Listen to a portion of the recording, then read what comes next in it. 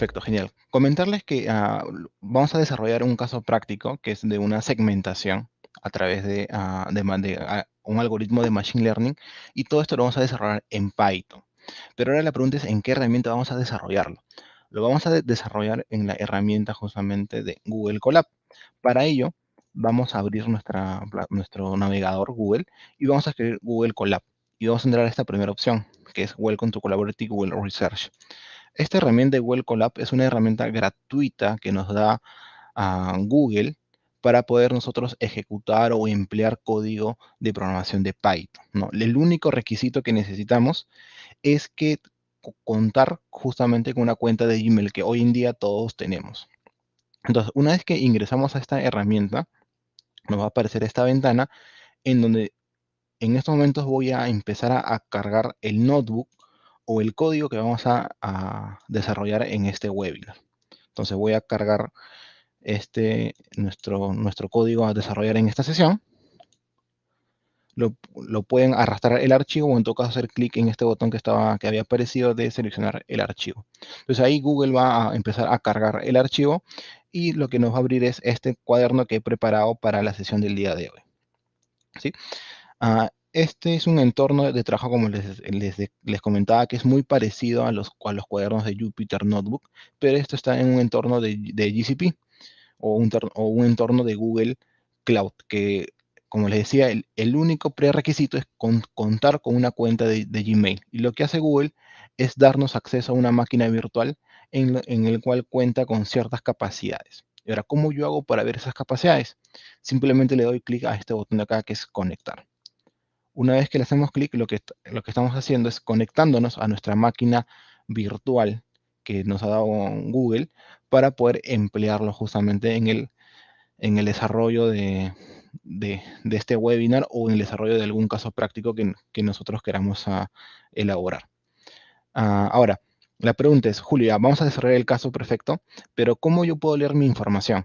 Para leer mi información en esta ocasión, vamos a subir la data manualmente. Para ello, acá en la parte izquierda existen 4 botones. En el último botón, que es justamente el botón de archivos, vamos a cargar, bueno, voy a cargar un archivo que tengo de manera zipeada, que es un archivo de transacciones. Lo voy a arrastrar y lo voy a soltar. En ese espacio me va a aparecer un mensaje de un warning que simplemente le voy a dar a aceptar, ¿no? Y voy a esperar que cargue. Mientras va cargando, voy a ir explicando de qué trata esta sesión y cuál es el caso que vamos a desarrollar. Antes de empezar con todo el caso y toda la explicación, me voy a presentar. Mi nombre es Julio César Bernal Fernández. Actualmente soy Advanced Analytics Lead en Alicor. Tengo una maestría de Data Management e Innovación Tecnológica y Ciencia de Datos de la Universidad de Barcelona. Y soy ingeniero estadístico de la Universidad Nacional de Ingeniería. Cuento con más de 5 años de experiencia en el mundo de analítica, Big Data, inteligencia artificial e implementando soluciones cloud, ya sea en sectores de bancas, finanzas, seguros, etc. Vamos a entrar primero al detalle de en dónde estamos hoy en día ubicando esta solución o este caso práctico.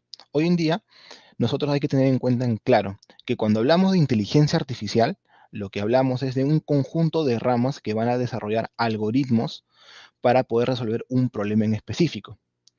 El webinar que estamos haciendo el día de hoy se va a centrar exactamente en los algoritmos de Machine Learning, que es simplemente darle la capacidad a una computadora o un ordenador para que pueda resolver o encontrar patrones que nosotros a simple vista no lo vamos a poder encontrar, ya que se va a encargar de analizar la mayor cantidad o va a analizar un gran conjunto de datos. En este caso, Machine Learning tiene tres grandes vertientes, que es los problemas de aprendizaje supervisado, no supervisado y Deep Learning. Nosotros nos vamos a enfocar en este webinar específicamente en estos dos problemas, supervisado y no supervisado. Las demás ramas que tiene inteligencia artificial, como es el NLP, que es el lenguaje de procesamiento natural, que se utiliza para los chatbots, computer vision, para lo que es temas de visión por computadora, speech to text, planning y robótica, son temas que quedarían para otros webinars posteriores. Específicamente nosotros, hablando de Machine Learning, como les comentaba, teníamos dos tipos de aprendizaje, el supervisado y el no supervisado. ¿Cuál es la diferencia entre estos dos aprendizajes? Es que el primero va a tener un objetivo, es decir, tiene una variable a predecir. En cambio, el segundo no. ¿Cómo hace Julio? Por ejemplo, si nosotros nos hacemos la pregunta, ¿cuál es la probabilidad de que un cliente de el banco X pueda pagar su tarjeta de crédito? Ya, el algoritmo o el análisis que vamos a decir, ya, este cliente tiene una probabilidad de un 80%. El cálculo de esa probabilidad ya me está diciendo que yo voy a predecir una variable. Entonces estamos hablando de un aprendizaje supervisado. Pero si yo tengo un conjunto de datos y sobre ese conjunto de datos empiezo a agrupar, segmentar, ya estoy hablando de un grupo de datos que se ha empleado un aprendizaje no supervisado. Es decir, el supervisado tiene una variable objetivo a atacar y el no supervisado no, sino simplemente vas a analizar todo el conjunto de datos y vas a encontrar patrones. Ahora, en el aprendizaje supervisado tienes de dos tipos. ¿Por qué? Porque la variable a predecir puede ser de dos tipos, ya sea una variable de clasificación o un problema de clasificación o un problema de regresión.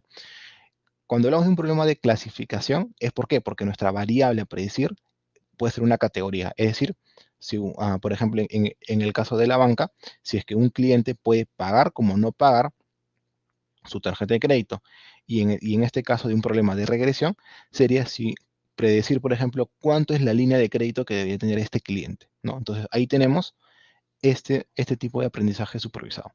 Y en el aprendizaje no supervisado tenemos justamente un conjunto de clientes a los cuales nosotros vamos a poder encontrar patrones de todo ese conjunto de clientes y decir, mira, este grupo de clientes entre sí son muy parecidos. Entonces, estos clientes formarían el grupo 1. Este otro grupo de clientes también son muy parecidos. Entonces, estos otros clientes serían el grupo 2. Entonces, así se van formando distintos grupos y eso nos va a poder ayudar a poder segmentar a nuestros clientes y poder dar ofertas comerciales diferenciadas por cada grupo, ¿no? Si nosotros en este webinar lo que vamos a hacer es enfocarnos directamente en este problema, en un problema de aprendizaje no supervisado del tipo de agrupación. Un poco para ejemplificar cómo este aprendizaje no supervisado es, por ejemplo, tener todo un conjunto de datos y a partir de ciertos patrones poder encontrar, por ejemplo, que estos puntos que son de color celeste forman un grupo, estos otros puntos de color amarillo forman otro grupo, estos otros puntos de color rojo forman otro grupo y así sucesivamente, ¿no? Entonces así vamos a poder encontrar patrones que nos puedan ayudar a diferenciar los clientes, ¿no? Y toda esta solución de una segmentación lo vamos a desarrollar en Python, que es el lenguaje que hoy en día se utiliza para el desarrollo de aplicaciones de Machine Learning, ¿no? Entonces, para ya entrando ya al desarrollo de el caso, primero tenemos que llamar a lo que serían nuestras librerías o funciones que vamos a emplear en el desarrollo del caso práctico. Para ello, primero vamos a cargar unas librerías que nos van a ayudar a poder manipular los datos, hacer ciertas visualizaciones o ciertos descriptivos. Y luego vamos a llamar algunas librerías que nos van a permitir hacer ya los algoritmos de Machine Learning. Ya, llámese nuestros algoritmos de agrupación, llámese alguna transformación que necesitamos realizar. Entonces, ¿cuál es el problema, Julio? Ya. El problema es que existe en Reino Unido una empresa que se encarga de vender justamente a productos hacia otros clientes. Esta empresa sería como un comercio mayorista, la cual hemos podido rescatar la información transaccional de manera online. Es decir, esta empresa tiene una página web en los cuales van recibiendo y van captando toda la información de los clientes que van comprando en esa web. Entonces tenemos información del último año, bueno, del 2010 al 2011, de la información de las transacciones que tienen esta empresa por su plataforma web.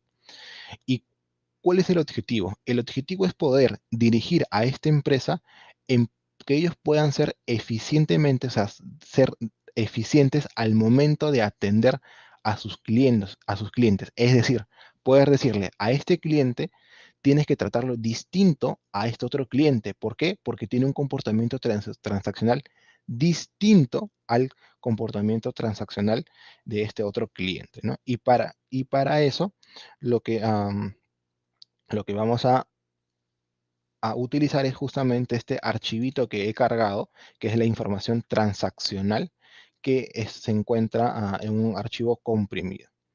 Entonces vamos a proceder a ejecutar el desarrollo de este caso práctico. Primero vamos a descomprimir este archivo, vamos a utilizar justamente este código que se va a encargar de descomprimir este archivo, extraerlo y guardarlo en esta carpeta, ¿no? Que se va a crear acá directamente. A ver qué pasó. Un segundo. Que faltó cargar las librerías. A ver, vamos a cargar las librerías y ahora sí se va a poder ejecutar. Ya, entonces, acá ustedes dirán, Julio, pero acá no se ha cargado ninguna carpeta. Lo que falta actualizar. Actualizamos, ya se creó la carpeta output y acá se encuentra mi información transaccional que está en un archivo CSV. Entonces, este archivo CSV nosotros lo podemos leer simplemente con la librería pandas.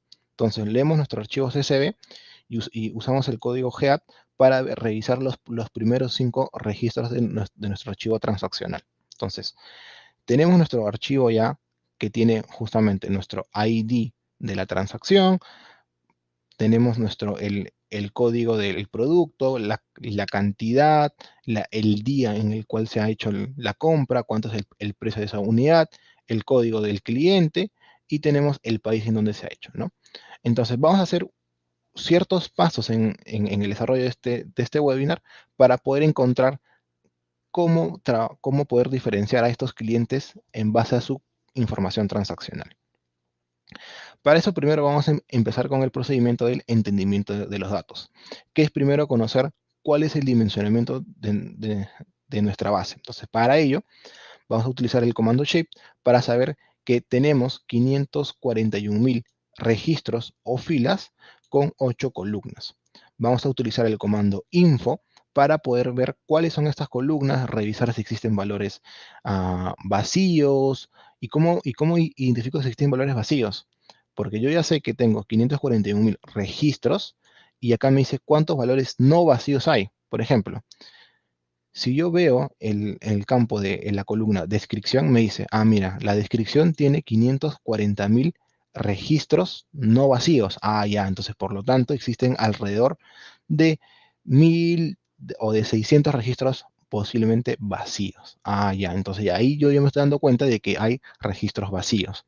Entonces yo puedo aplicar mi estadística descriptiva simplemente con el comando describe para poder descubrir de los campos numéricos que vendrían a ser el precio, la cantidad y también lo que sería el Customer ID, cuáles son su estadística descriptiva, ¿no? Por ejemplo, en cantidad tenemos, mira, hay 541.000 registros, en precio también, cuál es su promedio de cada uno de ellos y su desviación. Tener presente que el campo Customer ID no lo deberíamos utilizar o no lo debemos analizar. ¿Por qué? Porque es un identificador, es el código que identifica al cliente. Entonces, el único campo o los únicos campos que deberíamos analizar de manera cuantitativa deberían ser las cantidades y el precio unitario, ¿no? Por ejemplo, acá podemos darnos cuenta que hay cantidades negativas y precios negativos también, ¿no? Entonces ahí hay que hacer alguna limpieza seguramente. Vemos también que hay un valores máximos muy, muy, muy grandes en comparación con los cuartiles. Entonces ahí también viene el, el de poder resolverlo a partir de un tratamiento de esos valores atípicos, ¿no? Algo también importante en revisar justamente en esta estadística descriptiva es ver la relación entre la media y la desviación. Cuando la media sea menor que la desviación, existe justamente una probabilidad de que no haya valores atípicos, ¿sí? Entonces ahí tenemos justamente que en este caso la desviación es mayor que la media. Entonces, por lo tanto, tenemos que en estas dos variables, que es cantidades y precios unitarios, existe la probabilidad de que haya valores atípicos. Y eso lo corroboramos acá cuando vemos el valor máximo, ¿no? Entonces, ahí hemos hecho analítica descriptiva simplemente con este pequeño resumen. Entonces, lo que vamos a proceder ahora es empezar a limpiar los datos. Entonces, vamos a revisar cuánto es el porcentaje de valores vacíos. Entonces, por ejemplo, acá vemos que el Customer ID tiene cerca de un 25% de valores vacíos. Ah, ya, entonces, como tenemos bastantes valores vacíos, lo que vamos a hacer es empezar a limpiar todos los valores vacíos. ¿Y cómo los eliminamos? Simplemente con el comando df.dropna. ¿No? Ahí vamos a eliminar todos esos valores vacíos. Nos quedamos justamente con solamente 400.000 registros. Vamos a convertir mi Customer ID, que es un valor float, a un valor string, como es mi llave. Voy a quedarme simplemente con aquellos valores donde el precio unitario es mayor a 0. ¿Por qué? Porque si es menor a 0 es una devolución. Ya de los 406 me estoy quedando, bueno, se ha reducido muy poco. Y también con las cantidades, ¿no? Con cantidades negativas no me voy a quedar. Y por lo tanto me estaría quedando con cerca de 397.000 registros. Entonces yo ya tengo mi cantidad de transacciones, ¿no? Entonces esas son todas las transacciones con las que voy a analizar. Ahora, como el problema es poder analizar a los clientes, lo que tengo que hacer es tratar de agregar, es decir, resumir por cliente todas las transacciones, de tal manera que genere un dataset o un conjunto de datos que me permita poder elaborar justamente una clusterización o una segmentación. Para esto vamos a emplear otra técnica de Machine Learning, que es justamente el análisis RFM, que se va a basar en tres variables específicamente. La R, que es Recency, que lo que va a hacer es calcular para un cliente, bueno, para cada cliente, calcular cuántos días ha pasado desde que este cliente me ha comprado. Por ejemplo, si el cliente me ha comprado el 1 de julio y no me ha comprado desde ahí hasta el día de hoy, entonces han pasado cerca de 26 días que el cliente no he tenido contacto con el cliente. Pero si tengo otro cliente que me ha comprado, por ejemplo, el 25 de julio, han pasado 2 días que he tenido contacto con el cliente. Entonces, esa variable mide el R, ¿no? Medir cuántos días ha pasado desde la última interacción que ha tenido el cliente con alguna compra por parte en la empresa. La frecuencia, saber cuántas veces o cuántas transacciones me compra este cliente a lo largo de un periodo. Por ejemplo, pueden haber clientes que me compren casi interdiario, ¿no? En un mes, o clientes que me compran una vez al mes. Entonces, eso me va a dar justamente distintos comportamientos dentro de la información. Y el valor monetario es saber cuánto el cliente me ha comprado. No pueden haber clientes que me compran grandes cantidades todos los meses o clientes que me compran en valor monetario muy poquito todos los meses. Entonces, lo que hace este RFM es calcular estas tres variables en base a la información transaccional, ¿no?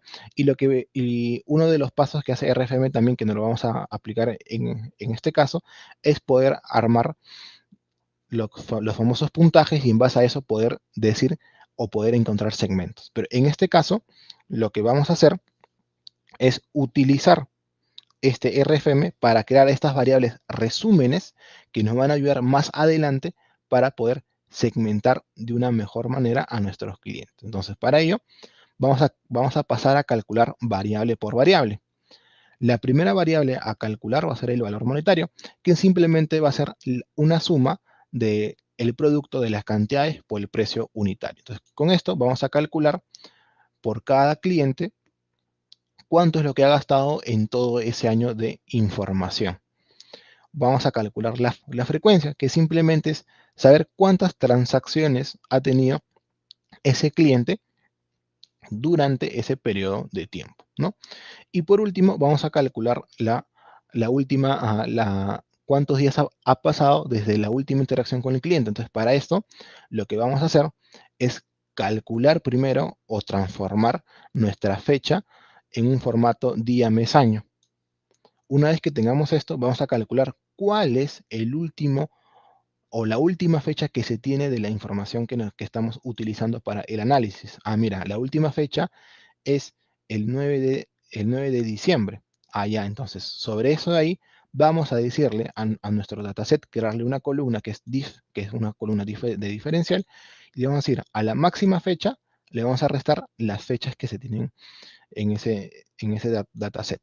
Entonces, vamos a restar esas fechas, y sobre eso, sobre esa diferencia, lo que vamos a hacer es tomar simplemente el mínimo valor para poder así encontrar cuál ha sido cuánto tiempo ha pasado desde la última fecha de compra hasta la fecha más reciente de corte de información. Entonces, con esto vamos a poder decir, ah, mira, han pasado para este cliente cerca de 325 días, ¿no? Que no hemos comprado. Pero mira, que tengo otro cliente que ha pasado un día prácticamente, que hace un día me ha comprado.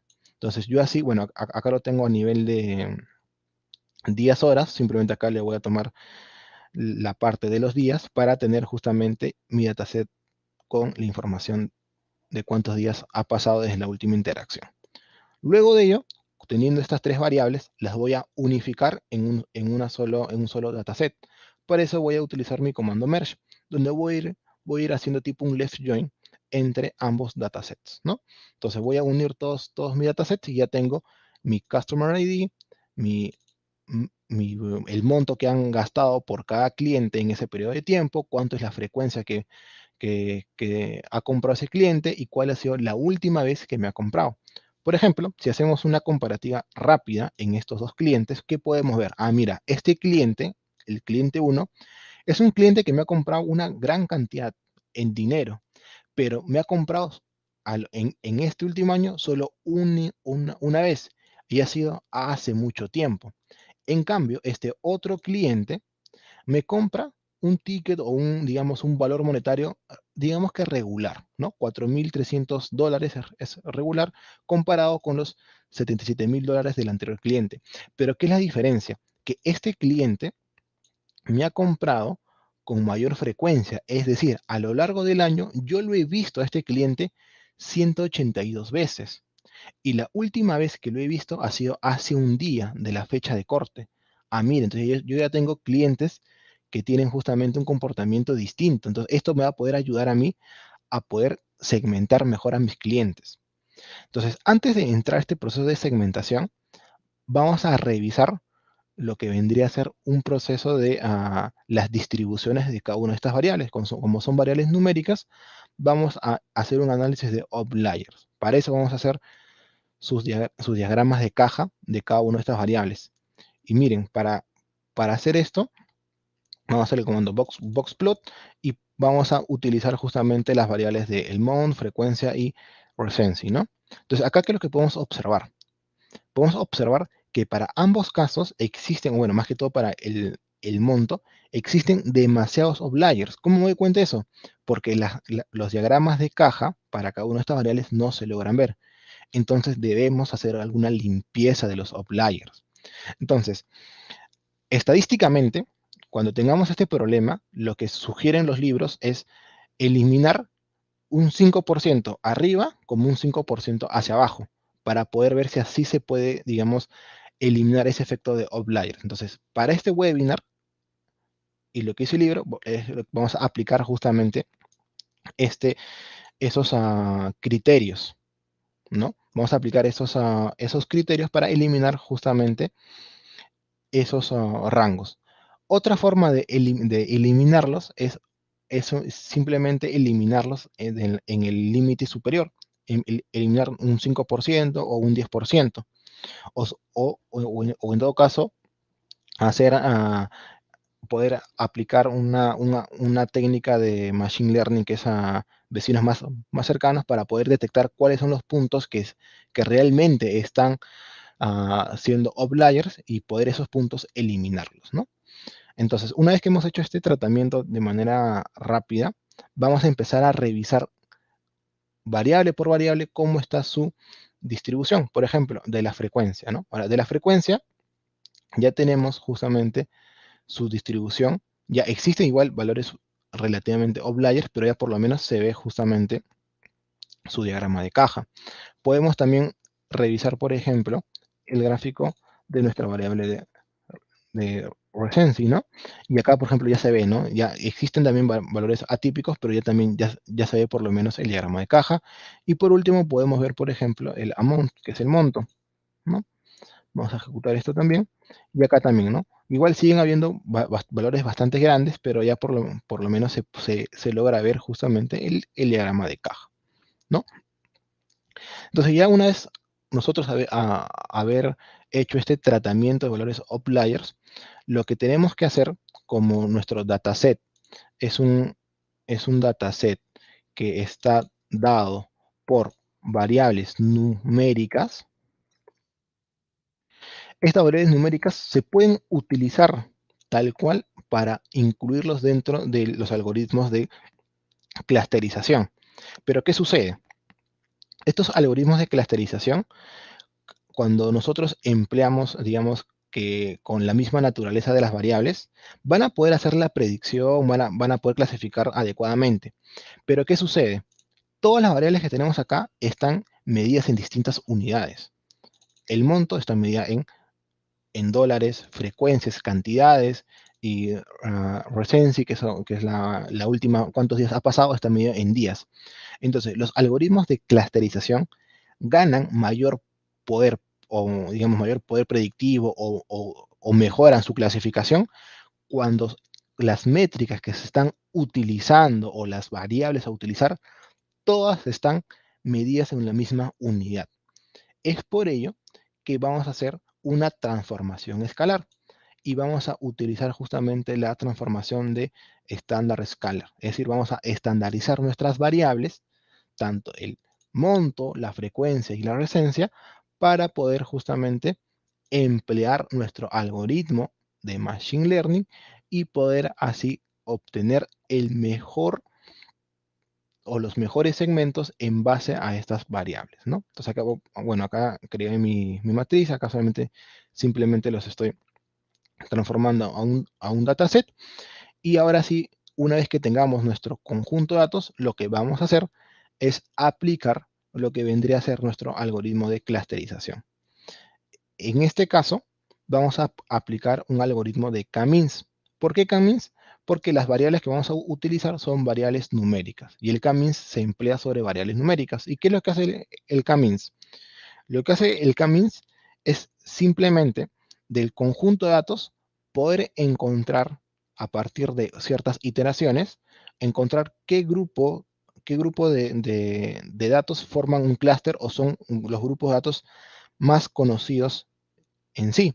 Entonces, por ejemplo, antes del K-means yo puedo haber tenido mi información de esta forma, pero cuando aplico el K-means, yo voy a decir, ah, mira, estos grupos de clientes forman un clúster o un segmento, este otro grupo de clientes forman un clúster o un segmento, o este o este otro grupo de clientes forman un clúster u otro segmento. Entonces, lo que va a hacer K-means es, a partir de todos los datos, empezar a iterar y poder encontrar justamente cuáles son estos grupos. Ahora, ¿qué sucede? ¿Cómo yo sé cuál es la cantidad óptima de clusters o de segmentos que debe utilizar K-means? Ah, para eso ahí existen dos formas de poder justamente evaluar la cantidad de clusters. Una primera forma es revisando el gráfico del codo y la otra es revisando el indicador de la silueta. Y para estas dos formas, lo que se tiene que hacer es que se tiene que iterar. Entonces, para eso, primero vamos a hacer la iteración para calcular el gráfico del codo. Entonces, le voy a decir que itere en un rango de 1 a 20 clústeres, es decir, voy a ejecutar 20, 20 K-means en los cuales voy a ejecutar cómo se comportan los datos con un clúster, dos clústeres, tres clústeres y así sucesivamente hasta 19 clústeres. Y todo eso ahí voy a calcularle justamente el indicador del score. Entonces, una vez que tenga esto de las iteraciones, que eso sí va a demorar un par de segundos. ¿Por qué? Porque está iterando justamente para cada uno de los clústeres y calculando justamente cuánto es el score, nos va a generar este gráfico, que es el gráfico del codo. En este gráfico, lo que nos va a indicar es la cantidad de clústeres que nosotros deberíamos tener en cuenta al momento de hacer nuestra segmentación. Pero Julio, acá cómo identificamos cuál es la cantidad de clúster. Según este gráfico, debería ser aquel punto en el cual la curva debe estar ya empezando a aplanarse. Capaz, acá no se logra bien, no se logra ver bastante bien, pero acá hay como un quiebre. Hay como un quiebre, aquí hay un quiebre, aquí hay otro quiebre, por acá también hay otro quiebre. Pero este método para revisar justamente la cantidad de clústeres es un método bastante visual, que hay a veces que nos puede ayudar, como hay a veces que no nos puede ayudar. Entonces, para no depender de este método, existe el otro método, que es justamente hacer el cálculo de la silueta. La silueta es un indicador que oscila entre 0 y 1 y nos va a poder, y nos va a poder mostrar qué tan bien se separan los grupos. Mientras más alto sea el indicador de la silueta, nos va a indicar que los grupos que se tienen en esa ejecución están bien alejados, es decir, están bien marcados y por lo tanto, justamente, esos clústeres estarían adecuados. Entonces, para eso, ¿qué es lo que voy a hacer? Voy a definir un rango simplemente desde 2 hasta 8. ¿Por qué hasta 8? Porque ya en el gráfico del codo me he dado cuenta que a partir de 10 prácticamente no hay ningún quiebre. Entonces, defino de 2 a 8 y lo que hago luego es simplemente ejecutar los camins y luego sobre el camins voy a empezar a calcular mi silhouette score. Y luego de eso lo que voy a pedirles es que me muestre cuánto es la silueta. Por ejemplo, para 2 clusters me indica el algoritmo que la silueta es del 54%. Para 3 clusters, 50%, para 4, 48%, y mientras más clústeres van aumentando, la silueta va decayendo, ¿no? Según según este indicador, la cantidad de clústeres que nosotros deberíamos tomar al momento de hacer la segmentación, ¿cuánto sería? A Julio debería ser 2 segmentos. Por lo tanto, el número de clústeres que vamos a obtener de la información transaccional deberían ser 2. Entonces yo acá voy a ejecutar mi clusterización con 2 clústeres, voy a nuevamente ejecutar mi modelo de K-means, voy a obtener mis etiquetas y esas etiquetas las voy a añadir a mi conjunto de datos. Entonces ahí ya tengo mi cliente con su respectivo segmento. Entonces ahora, Julio, pero ya tenemos los clientes y el segmento, ¿y ahora qué es lo que sucede? O sea, ¿cuáles son los siguientes pasos? Ah, los siguientes pasos es empezar a hacer analítica descriptiva de estos clústeres para poder ver, por ejemplo, de este clúster cómo es su distribución por el monto, por la frecuencia y por la recencia, y poder empezar a dar una descripción de esos clústeres. Por ejemplo, bueno, acá simplemente hago una dimensionalidad de mi dataset y empiezo a ver, por ejemplo, cómo se describen los clústeres por los montos. Mira, tengo el clúster 0 y el clúster 1. Mira, ¿cuál es la diferencia, Julio? La diferencia es que el clúster 0 tienen montos más elevados que el clúster 1. Mira, entonces el clúster 0 son clientes que me gastan o compran con, o bueno, compran o utilizan o llevan productos mucho más caros que los clientes del clúster 1. Vamos a ver los otros clientes y por eso vamos a utilizar la frecuencia. Mira, también los clústeres 0 tienen una frecuencia promedio mucho más arriba que que aquel clúster 1 que tiene una frecuencia muy, muy baja. Mira, entonces el clúster 0, que aparte de ser clientes que me compran grandes montos monetarios, también me compran muy, muy seguido, a diferencia del otro clúster. Julio, y hay que ver también la otra variable, que es la variable de la cantidad de días que estos clientes han tenido la última interacción con la plataforma de ventas. Entonces hacemos nuestro descriptivo. Uy, ¿y acá qué pasó? Pasó que estos clientes que me compran muy frecuentemente y con altos montos, tienen la cantidad de días, o sea, cuántas veces, cuántos días ha pasado de la última interacción, es muy poca a diferencia de estos otros clientes. Ya, entonces yo ya tengo ya dos segmentos marcados. Si los quiero resumir, los puedo resumir de esta forma. Tengo dos segmentos y para cada variable le puedo tomar un promedio. Ahora, ¿por qué le tomo un promedio? Como nuestro algoritmo se llama Amins, lo que hace es calcular cada grupos en base a los promedios que tiene cada variable. Es por ello que cuando nosotros empleemos un resumen descriptivo de este algoritmo K-means, lo que debemos hacer es enfocarnos en tomar el promedio de cada una de esas variables. Y así, por ejemplo, tener el clúster 0 en promedio tiene justamente un valor monetario de $4.545, una frecuencia de 255 y una recencia de 23 días. Mientras que el clúster 1, ¿qué sería? Serían aquellos clientes que tienen en promedio un valor monetario que consumen un valor monetario de 759 euros y una frecuencia de 45 días. Y la última vez que han tenido el contacto en promedio con la plataforma de ventas ha sido hace 105 días.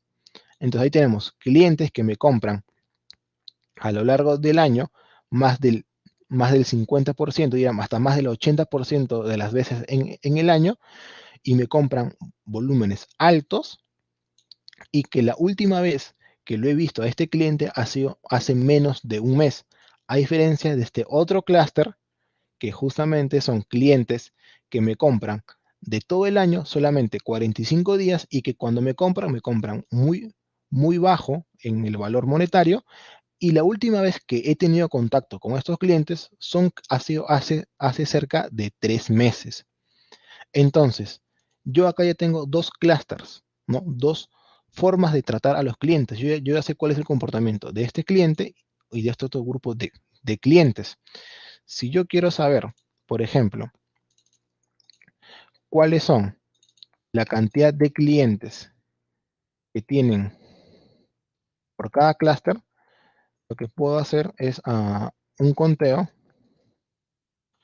por cada clúster. Y voy a decir, mira, los clústeres 1 son aquellos clientes que me compran no muy seguido y cuando me compran muy poco. Mira, son 3.624 clientes y mis clientes top, los que siempre me compran, son 632. ¿Qué tanto representa del total de clientes? Entonces, estaríamos diciendo que mi clúster 0, solamente con el 15% de esos clientes me estarían comprando un ticket bastante elevado, siempre me compran y tengo una mayor interacción con ellos. En cambio, los otros clientes no.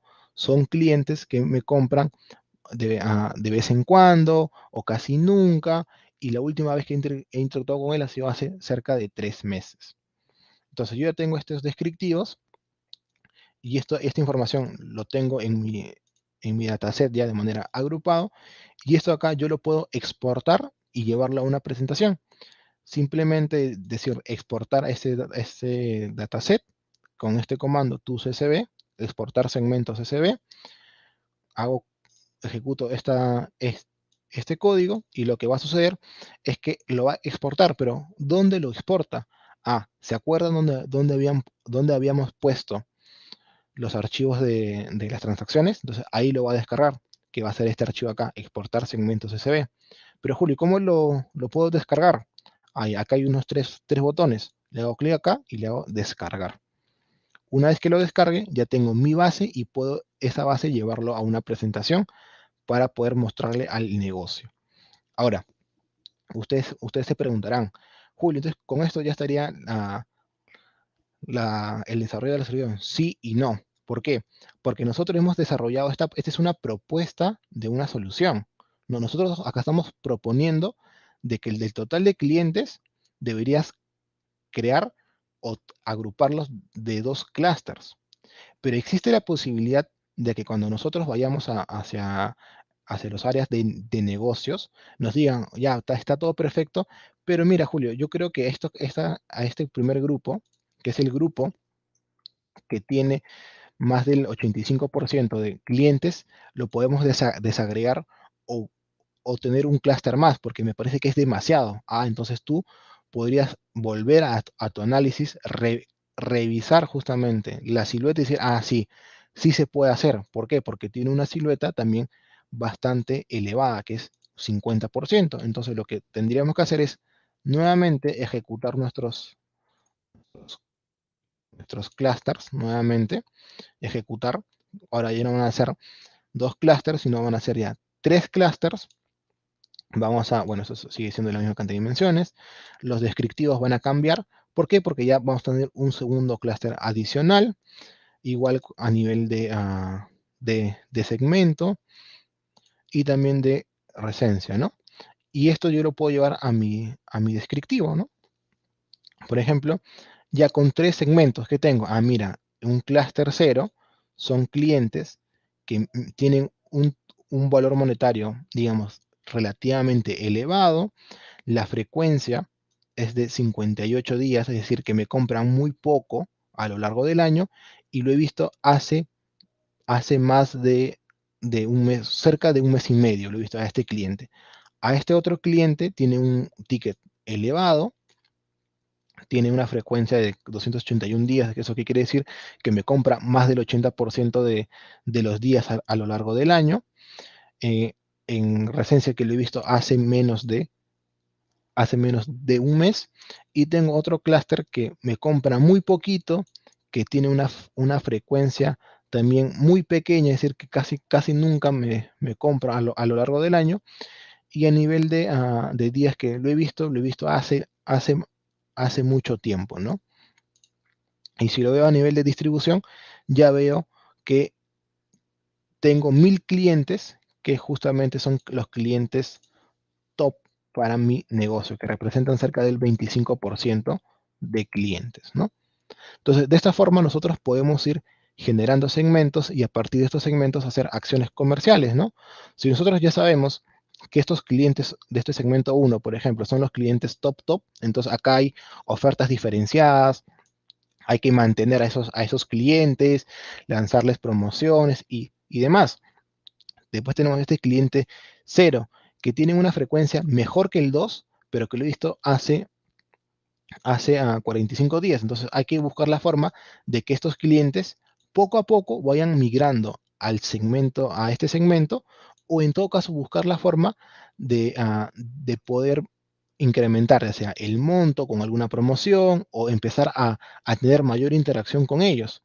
Y a estos otros clientes, que son clientes que prácticamente no me compran muy poco, que me compran hace tiempo, buscar la forma de migrar a otro canal. Si el canal de la página web o el canal que tenemos resulta no muy rentable, buscar la forma de otras soluciones, ¿no? Pero ese es un trabajo ya en conjunto que se hace el equipo de Analytics con el equipo de negocio y- y todas las áreas que están involucradas, ¿no? Entonces, este es el caso que les he traído para el día de hoy. Es un problema que de verdad bastante aplicado en las industrias, ¿no? Sobre todo en la industria del retail, en donde justamente se busca poder segmentar a los clientes y en base a esa segmentación nosotros poder, o bueno, las empresas que puedan dar o ofrecer mejores servicios, ¿no? Entonces, eso sería, chicos. No sé, ahí Jimmy, no sé si podríamos Sí, pasar a la sesión de hola, preguntas. Ujú. Sí, exacto. Hola, ¿me escuchan? sí, sí, sí, sí te escucho, Jimmy. Perfecto. Sí, a ver chicos, por favor, sus preguntas. Estamos transmitiendo en Facebook, en LinkedIn y en YouTube. Vamos a revisar algunas preguntas, Julio.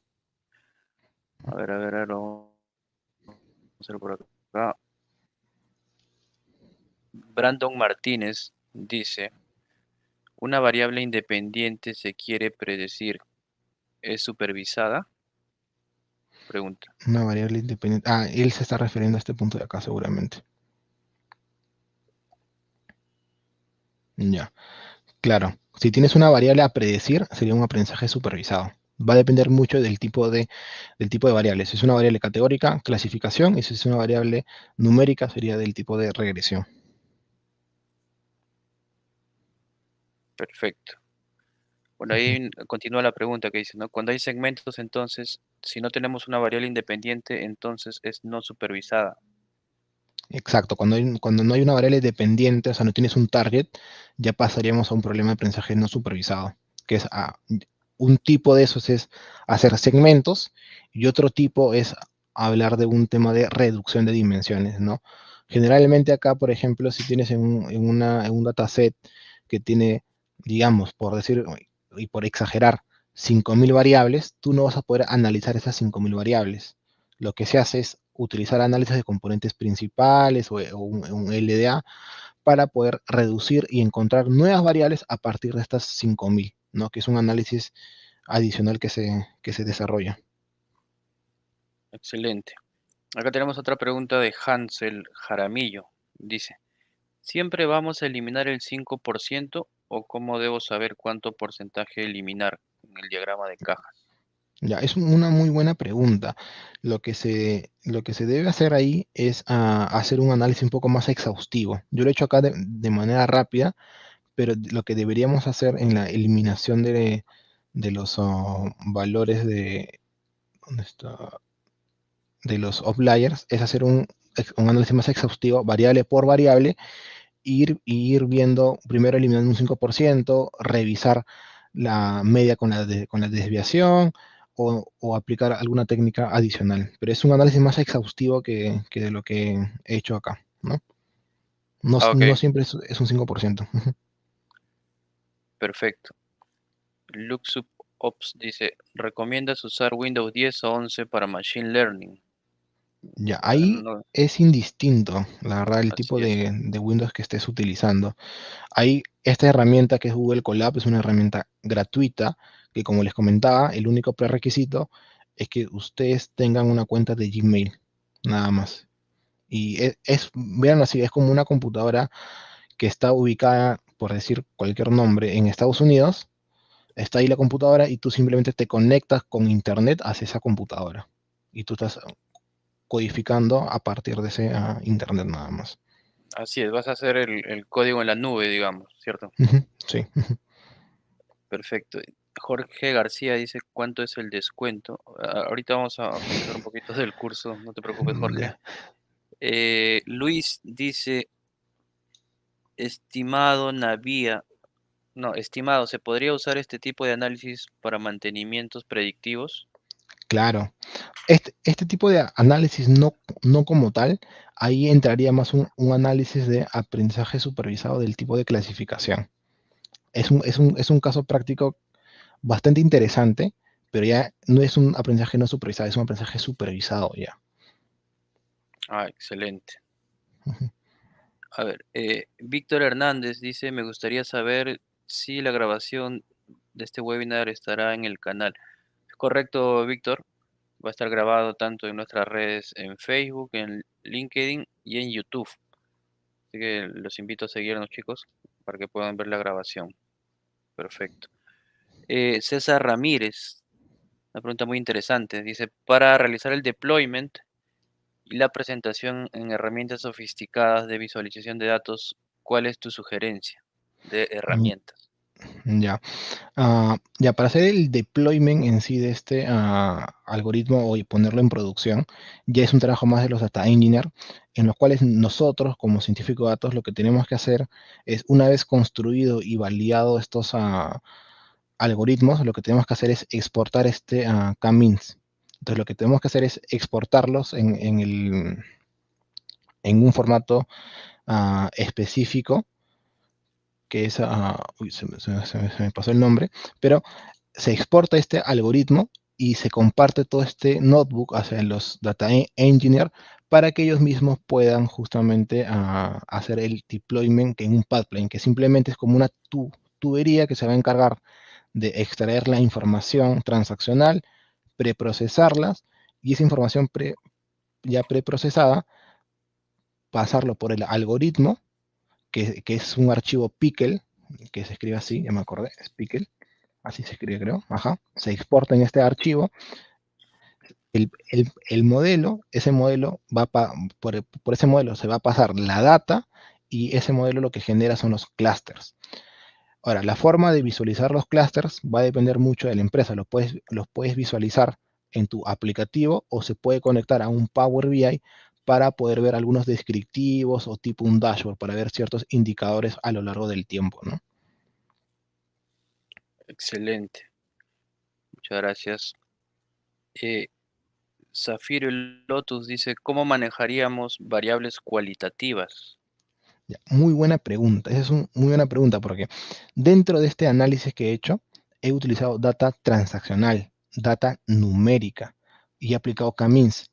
Pero ya un poco ya respondiendo a la pregunta que ha hecho el compañero, y dándole un enfoque más, no solo existe este algoritmo que está basado en los promedios, porque se llama K-means, sino existen otros algoritmos, como por ejemplo el K-modas, que utiliza ya no variables numéricas, sino variables cualitativas, que van a encargarse de hacer esa segmentación.